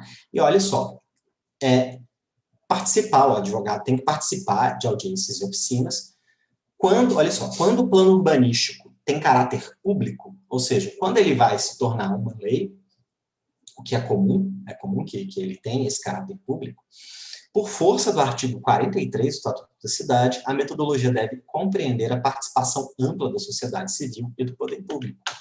E aí, isso aqui é uma apresentação que está acontecendo, que aconteceu para gestores públicos. Tá? E ali são apresentados diversos aspectos, né? Eles expõem suas questões, expõem as vicissitudes da administração pública, as regras que os limitam de alguma forma a aceitar determinadas regras, como o doutor Alceu falou, e o doutor Charles também, existe uma cultura institucional de não se aplicar planos. E muitas vezes isso acontece porque o plano é maravilhoso, mas ele não está refletido na estrutura institucional do município. Né? Às vezes o município simplesmente não goza de uma estrutura institucional e de uma cultura institucional que aplique aquelas propostas que o plano diretor contém. Por isso que é importante também a gente ter o advogado ter pé no chão para puxar, como eu falei, muitas vezes os profissionais e o próprio advogado pode e deve muitas vezes ter uma visão mais utópica das coisas. Porque o que se busca é o bem comum, como bem colocou o doutor Alceu, né? É o futuro, como colocou o doutor Charles. Então, a gente precisa ser utópico, mas tem que ter pé no chão. Né? A gente tem que vislumbrar um futuro melhor para o município, mas tem que saber como chegar naquele futuro, né? E qual é o limite desse futuro. Né? Só porque eu não posso prever uma cidade para daqui a 10 anos que vai ter carro voador. Eu não sei se vai ter carro voador, né? Bem, podia ter, mas não vai, provavelmente. Bom, aqui, olha só, esse aqui é um caso interessante, que eu e a equipe estávamos num distrito bem rural de um município, e estávamos estávamos discutindo as questões do plano diretor com uma turma de estudantes. Os estudantes daquele distrito, eles estavam nessa oficina, e eles participaram ativamente da construção do plano diretor. E para falar assim, como eu disse, para falar com um cidadão que não tá versado, né, nos termos e nas questões do planejamento urbano, a gente tem que entender, tem que saber ouvir essa população, saber ouvir e saber falar sem intimidar. Né? Só o fato, é muito comum isso acontecer, o fato de você estar numa conversa dessa, numa oficina com a população, as pessoas, às vezes, só de saberem que você é um advogado, elas já chegam para falar com você com uma certa cautela, né? E talvez fique aí para a gente pensar a respeito se isso talvez não seja uma imagem construída de uma maneira equivocada, não é? O advogado ter esse arquétipo, né, da seriedade, é intransponível, é incompreensível, né? A gente tem que quebrar um pouco isso, pelo menos para trabalhar com o planejamento urbano, com certeza. Bom, aqui sou eu, estava trabalhando diretamente com essa meninada aí, trazendo temas à tona, e eles iam conversando, dando ideias, e eu ia anotando ali, ia explicando o que podia, o que não podia, tinha um mapa ali também, dava a caneta para eles iam lá, anotavam o que eles achavam que tinha que ter, o que não tinha. Tá? Isso é a vida de um advogado que trabalha no planejamento urbano numa equipe multidisciplinar. Tá? Muito obrigado pela atenção a todos. Eu vou interromper o compartilhamento. Doutor Leonardo, nós agradecemos aí pelas contribuições, de fato, né, foi muito enriquecedor, assim, deu para a gente ter um panorama, uma visão geral da atuação do advogado, né? Eu quero agradecer aí, mais uma vez, a presença de todos que estão prestigiando o nosso evento, agradeço aí o André, a Adriana, o doutor Stênio, que está conosco aí na Comissão de Direito Urbanístico, o Felipe, a Luciana Teixeira de Sena, a Bárbara, a Karina, que é minha bolsista, né? Eu coordeno um projeto de iniciação científica na UFV, no campus de Florestal, sobre planejamento urbano e direito ambiental. Agradeço aí pela presença e pela participação. Enfim, a Pamela, a Rita, né, doutora, o Bruno, nós temos aí a doutora Vânia, que trabalha na inspetoria aí do CREA de Contagem, a gente fica muito feliz aí do CREA estar marcando presença, Alfredo, o André, enfim, né, agradeço aí a participação, né, o Luiz, e a Adriana, Cláudia Valente também, que deu suas contribuições, a Larissa, a Mônica, enfim, agradecemos aí a presença de todos. E agora nós estamos aí na reta final do nosso evento, e para finalizar, eu estou verificando aqui se a gente tem alguma pergunta, mas eu queria que cada um dos palestrantes, para fechar, pudesse falar um pouquinho quais são as tendências aí do direito ambiental e do direito urbanístico, né? O doutor Charles, o Leonardo e o doutor Alceus falaram muito do que está para construir e de como ainda nós precisamos avançar. Então, eu queria que cada um, para poder fechar, falasse brevemente aí quais são as principais tendências aí do direito urbanístico e ambiental. Então, eu passo a palavra aí para os senhores para a gente poder estar fechando aí o evento. Por ordem, esperar o doutor Alceu, mas eu já falo aqui um pouquinho, na minha visão, seria a tendência hoje, infelizmente, pela ausência de planejamento, a tendência do direito urbanístico, inclusive o próprio governo já sinalizou, é a perspectiva de regularização fundiária. A gente teve uma meta de construção de habitação com programas sociais, como Minha Casa Minha Vida, ele teve um fator preponderante para as novas moradias, mas o que a gente verificou agora como tendência, o que está acontecendo agora, é justamente o processo de regularização fundiária. E, ao mesmo tempo, o planejamento territorial dos municípios através de novas ferramentas, doutora Maria. Vou te dar um exemplo. Vários municípios estão percebendo que, para a sua manutenção tributária, para a sua manutenção de vida, sem interdependência de repasse federal e repasse estadual, eles precisam atualizar sua base de arrecadação. Qual que é a maior base de arrecadação de um município? Com receita própria, são as receitas imobiliárias, através de TBI, através de IPTU. Vários municípios negligenciaram isso ao longo do tempo. Por quê? IPTU é uma medida antieleitoral. Só que com a ausência de repasse, a diminuição de recursos de repasse do governo estadual e do governo municipal, alguns chefes do Poder Executivo Municipal estão percebendo que eles não podem negligenciar este imposto.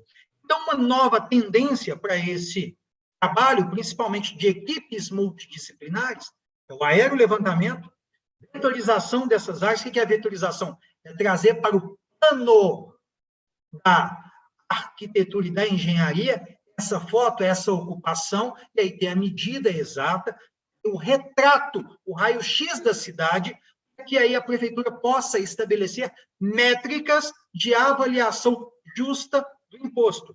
Em algumas cidades, com essa atualização, com aerolevantamento, com vetorização, com esses estudos de atualização tributária referente ao IPTU e IPI, muitos ocupantes assustaram. Nossa, o IPTU era baixinho, era R$200, chegou a R$1.000. Por quê? O imposto é uma alíquota sobre o valor venal e sobre a construção, sobre a seção física que está naquele imóvel. Normalmente, no cadastro estava lote, a prefeitura cobrava ali, sem nenhuma perspectiva desse lote. Agora, com essa nova ferramenta, o município começa a se planejar.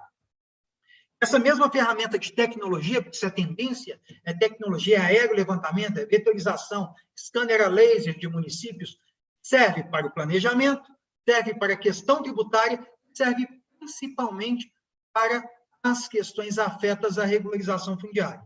Nesse sentido, temos outros aspectos de simbiose ou de interdependência com o direito ambiental. Essas mesmas ferramentas permitem o planejamento territorial para a contenção de desastres ou planejamento de contenção de futuros impactos ambientais ou mitigação desses impactos através de scanner a laser. Eu posso fazer PRADs, planos de recuperação de áreas degradadas em 3D, e visualmente eu já tenho ali o escopo de solução urbanística para um determinado problema ambiental do município.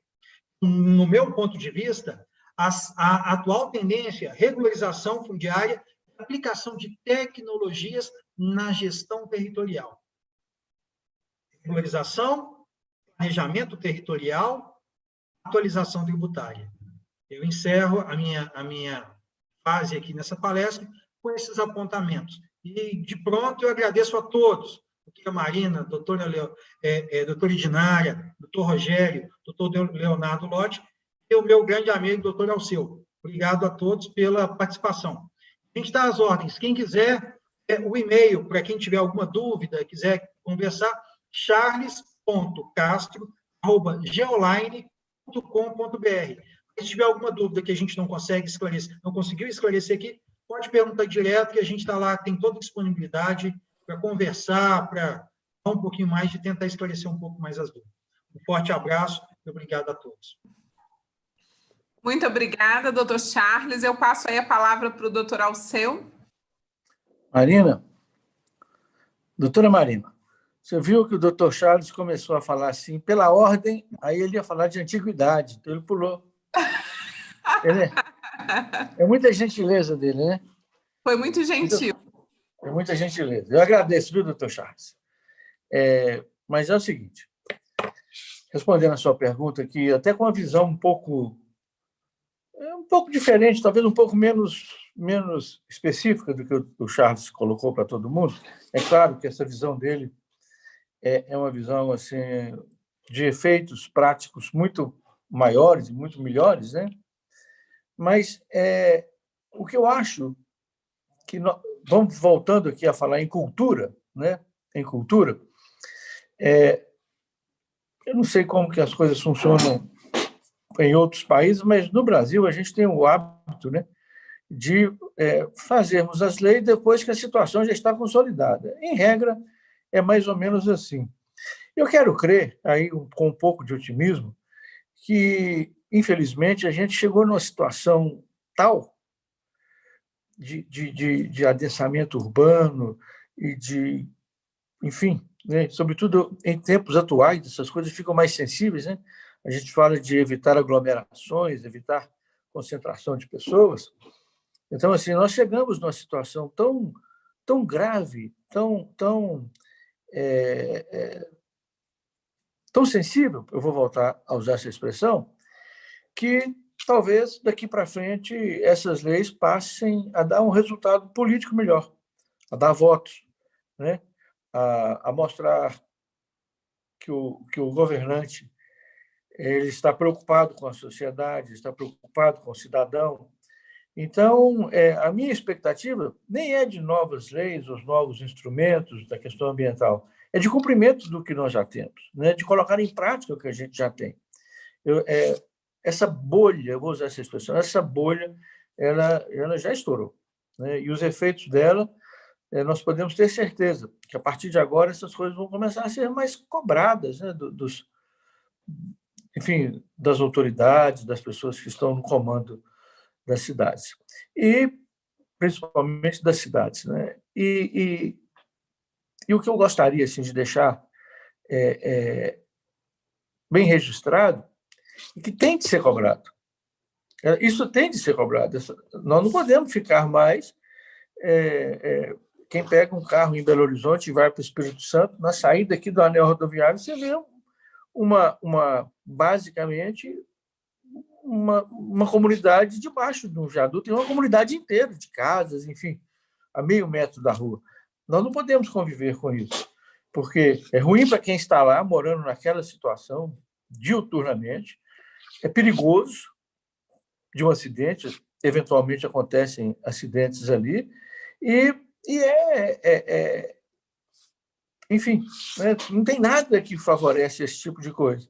E as nossas autoridades simplesmente... Eu estou dando um exemplo bem pequeno, mas para dizer que uma coisa tão clara, assim, e para mim é mais claro, porque eu vi isso crescer, e as nossas autoridades parece que consentem com isso, como que se esse problema fosse passado para o próximo. Não. A partir de agora, eu acho que a sociedade vai estar um pouco mais atenta a esse tipo de coisa, né? Um pouco mais antenada com essas soluções e com essas situações. E é importante que nós tenhamos também flexibilidade, condições de rever o planejamento.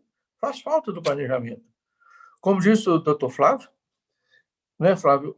Nós ainda não temos carros que voam, mas temos helicópteros. Quer dizer, o dia que esses helicópteros tiverem um número maior, nós vamos ter que prestar atenção para isso também. Então, a gente tem que estar sempre... dinâmico esse planejamento, né? O planejamento das cidades e dos nossos municípios, ele é um planejamento dinâmico. É claro, e aí, voltando ao que o Charles disse, é preciso ter conhecimento de área, conhecimento técnico, para que essa gestão seja eficiente. Enfim, encerrando, agradecendo a participação de todos, eu espero que os instrumentos que nós temos sejam utilizados e sejam empregados, a partir de agora, com mais constância, que seja uma rotina das administrações, né? Que haja um mínimo de inter-relação entre elas. Muito obrigado a todos, uma boa noite, e agradeço mesmo o convite de vocês. E eu furei a ordem de antiguidade que o Charles queria impor. Doutor Alceu, mais uma vez nós agradecemos aí, muito obrigada por abrilhantar aí o nosso evento. Inclusive, já estamos recebendo convite aqui da Vânia para fazer outros eventos como esse, inclusive em parceria com a OAB, com o CREA, com o CAUD, fazer talvez um evento integrado aí. Então, muito obrigada pela gentileza sempre. Eu vou passar a palavra agora para o Leonardo para poder fazer suas palavras, e depois passo para a doutora Dinara, para o doutor Rogério e a doutora Rita encerrarem aí o evento, tá ok? Muito obrigada. Bom, eu acho que as falas do doutor Charles e do doutor Alceu foram muito amplas, né?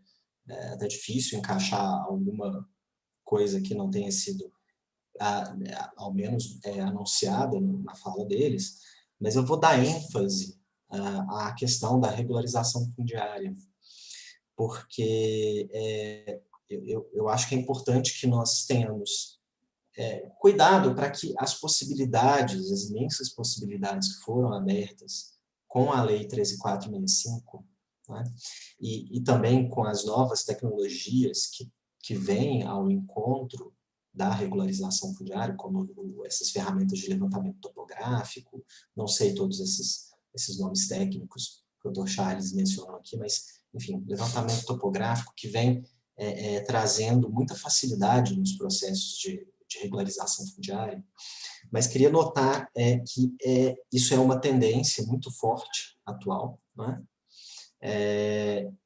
E que ela não vem a despeito do planejamento urbano, tá? Que ela não seja um processo simplesmente de legalização do que é precário, porque senão nós podemos acabar cristalizando situações precárias que poderiam ter sido melhoradas. E aí, as nossas cidades, que já são extremamente insustentáveis, elas podem ser legalizadas como cidades insustentáveis, ao invés de, primeiramente, serem corrigidas para depois serem regularizadas. Uma literatura que eu acho importantíssima para entender esse fenômeno da ilegalidade do processo e dessas ideias de regularização são os textos do professor Edésio Fernandes. Eu acho que, para quem tem interesse, ele é uma excelente referência, e ele inclusive usa muito termo, né, ele faz uma crítica a esse processo de regularização que se dá sem a correção, ou seja, não é integrado com a urbanização, é simplesmente uma legalização do que estava legal, que é esse termo, legalizar o ilegal. Não é? A regularização fundiária, por o objetivo desse instrumento, desse instituto que se criou agora, né, é integrar o assentamento irregular à cidade formal, e não simplesmente cristalizar, formalizar uma situação precária que se formou justamente pela falta de planejamento, né? Então, o planejamento precisa correr atrás dessa situação para regularizar as áreas, primeiramente regularizáveis, né? sem que se ofenda a racionalidade da organização do território, sem que se ofenda o meio ambiente e as pessoas, naturalmente, porque o objetivo da regularização é dar dignidade de moradia às pessoas que não têm, e, claro, também regularizar situações jurídicas das pessoas que podem até viver em locais muito bons, mas pelas regras do direito ordinário eles não conseguem obter a formalização. Mas o foco da regularização fundiária no Brasil são as pessoas que estão dentro do que se chama de déficit habitacional, né? Com isso eu encerro minha fala. Queria agradecer a todos e dar uma boa noite. Muito obrigada, doutor Leonardo. Passo agora a palavra para a doutora Dinara, que é presidente da Comissão de Direito Urbanístico, para que ela possa encerrar aí o evento em nome da OAB. Gostaria de mais uma vez agradecer a todos os participantes, né, os palestrantes, principalmente, pela brilhante explanação. Estou acompanhando aqui pelo chat do YouTube, né, e estou vendo aqui os vários elogios, as várias ponderações a todos os palestrantes, convites que nós recebemos aqui para fazer o evento de forma integrada, né, conforme foi falado aí por todos. O trabalho do advogado na área de direito ambiental e direito urbanístico é multidisciplinar, né? A gente não consegue fazer nenhum projeto sem que tenha outros profissionais envolvidos, advogados, arquitetos, engenheiros, geólogos, enfim, é realmente multidisciplinar. Né? Só para aproveitar aqui a fala do doutor Leonardo em relação à questão da regularização fundiária, conforme ele bem disse, que virou uma tendência, e realmente virou mesmo, em vários momentos da nossa conversa, nós falamos de regularização fundiária, e é um tema que está muito em evidência, né? A lei que dispõe sobre a regularização é de 2017, e a gente sabe que para uma lei 3 anos é muito, muito pouco, né? Ela está um bebê ainda, nós ainda estamos engatinhando com o processo de regularização, mas o que eu quero dizer é que ela tem que vir para somar, né? A regularização não pode ser só da legitimar a posse da pessoa, não pode ser só para levar o título para a pessoa. A gente precisa sim preocupar com essas questões urbanísticas, ambientais, ela precisa trazer dignidade para as pessoas, né? E não só o registro do imóvel, porque a gente sabe que é muito importante ter o registro do seu imóvel, as pessoas elas têm um apego muito grande à escritura registrada, mas os órgãos públicos não podem deixar de olhar, né, para essas pessoas com um olhar para que elas tenham dignidade acima de qualquer instrumento documental, né, apenas uma formalização de cartório. E a gente sabe que fazer regularização fundiária é um projeto extremamente social também, né? A gente lida com o sonho das pessoas, a gente lida com projetos de uma vida inteira. Então, nós, profissionais do direito, da engenharia, da arquitetura, precisamos ter uma responsabilidade muito grande ao trabalhar nessa área de regularização fundiária, para que não caminhamos somente para titulação, e sim façamos um trabalho que abranja a questão da valorização daquela área que está sendo regularizada, né, da valorização urbanística, né, as melhorias nas condições urbanísticas. Não podemos preocupar só com a documentação, temos que preocupar, acima de tudo, com as condições de habitabilidade. Então, assim, eu não me contive, quis falar um pouquinho de regularização, porque eu trabalho nessa área, né, respiro regularização fundiária, sonho com regularização fundiária, então eu tomei a liberdade de fazer essas ponderações, mas já estamos caminhando para o final do evento, né, agradecer aqui a participação de todos os envolvidos, a OAB, que sempre se prestou muito disposta a nos ajudar em todos os eventos, né, com muita agilidade, com muita responsabilidade, ao Felipe e ao André também, que estão nos dando suporte aí nas redes sociais. Encerro aqui a minha fala e uma boa noite a todos, e com certeza faremos outros eventos dessa natureza, conforme foi sugerido aqui pela Vânia e outras pessoas no YouTube. Nós vamos sim fazer outros eventos dessa natureza, porque para a gente é muito importante levar esse tema para outros profissionais também. Um abraço a todos e muito obrigada. Boa noite, pessoal, e até a próxima. Até mais.